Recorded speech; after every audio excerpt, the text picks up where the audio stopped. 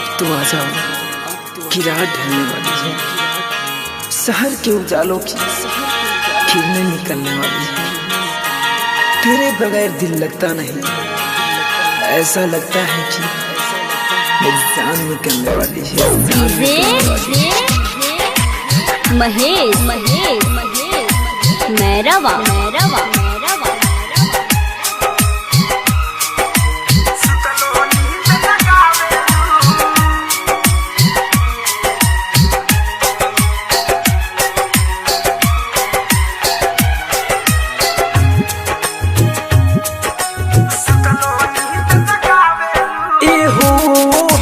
सोना रहेलू दिल के कोना, एहो हमर सोना रहेलू दिल के कोना। ऐसे कर जमी चोना रो, तू ही सपना में रुझ आवेलू, चलो नींद जगावेलू।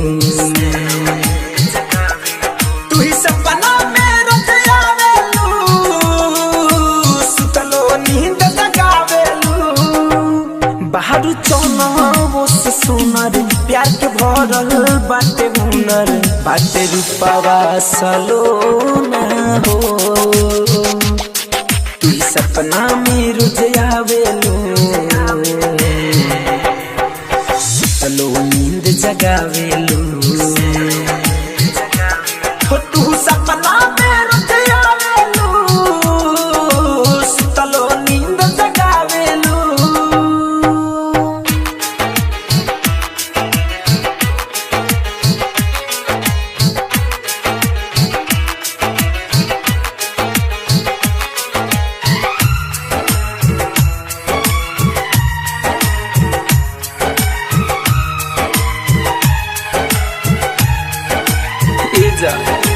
जब से तुहसे नहन से नैना लहरल, तुहर सुरतिया दिलावा में बगरल। काहे न समझत बारू मोर मजबूरी, हमसे न सहल जाता तनको दूरी। जनी कर या न कानी हमारा दिलावा के रानी, जनी करो या न कानी हमारा दिलावा के रानी। बात मानो हमर सोना हो, तू ही सपना में रुझ आवेलू, चलो नींद जगावेलू। तू ही सपना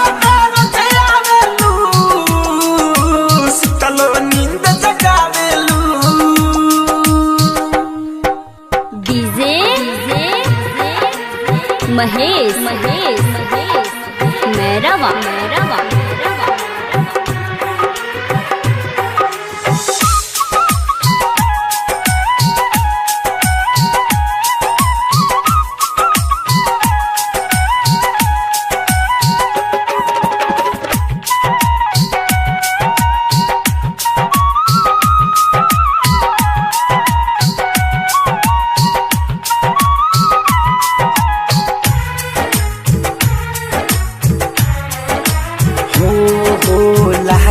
तोहर उमर अभी लड़किया, पढ़ेला जब माथे पौरनी के छैया। जान तू बहादुर शायर के गजल हो, देख के तुहके जियतनी आजकल हो। धनंजय धड़कन कुमार सरवन, धनंजय धड़कन कुमार सरवन से खपाना ही हो ना हो। तू सपना में रुझ आवेलू, चलो नींद जगावे।